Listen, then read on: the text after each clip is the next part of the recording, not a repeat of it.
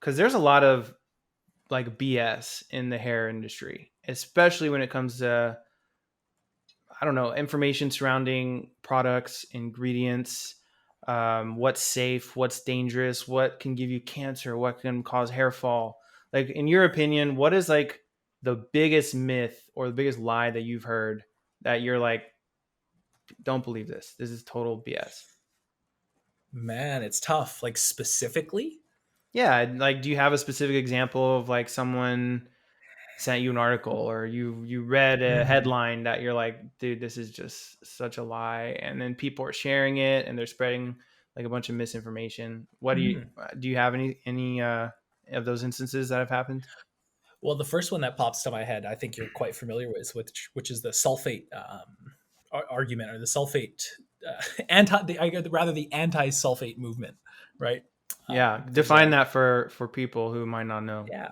So there's this ideology that's been around for, I don't know, almost a decade probably, where sulfates, which are the cleaning detergent, the detergent agent in shampoo that cleans hair. There's a narrative going around that it's it will damage your hair and it's super unhealthy and it'll dry it out, which, like, I mean, long story short, like, isn't necessarily true. Yeah, Like a lot of information you find on the internet, it can be true, but understanding it on like a slightly deeper level and looking into it a little bit more, there's like significant reasons why there would be sulfates in your hair, why they would be good for you, and it's not, but which is fine. But the problem is the narrative was that like all sulfates are bad all the time and you should never ever use them, which is just untrue.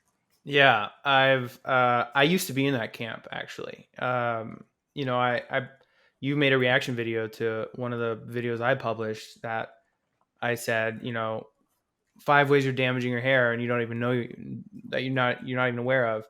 And I think one of the reasons I was like, you're using sulfates, and I was like, stop using sulfates. And I referenced a study that took a hair that had already been cut off someone's head, by the way, and it just put Mm-hmm. it in like a 3 or 4% just pure sodium lauryl sulfate solution, and it was like, look at all the protein loss, and it was like all this protein was like, they found sediments of protein that came out of the hair, and I was like, guys, you need to stop using sulfates. And it's been maybe a year and a half since I put that video out, and I've spoken to a lot of people, yourself included, and I've read a lot of you know uh, counter information. But let's break down like the nuance, right? Like, what are the nuance? So I mean, for that study specifically, it was just a pure solution of sulfate. It wasn't in a formula. It didn't have any surrounding ingredients. It didn't, as you know, in chemistry, you add things, you take things away. It completely changes the composition, how something works. And then it was hair that had already been cut off someone's head. Not that may or may not make a difference. Not 100% sure, but it's a variable, right? And how do you Mm-hmm. control for that variable versus a variable that, someone who's washing tons and tons of hairs at one time with, shower water running over their hair, diluting it even more. It's not the same thing. So right away, like that study, a lot of red flags came up, and so I put out another video that was like, I was wrong about sulfates. But what are some other nuances that you would like to kind of use to dispel that myth?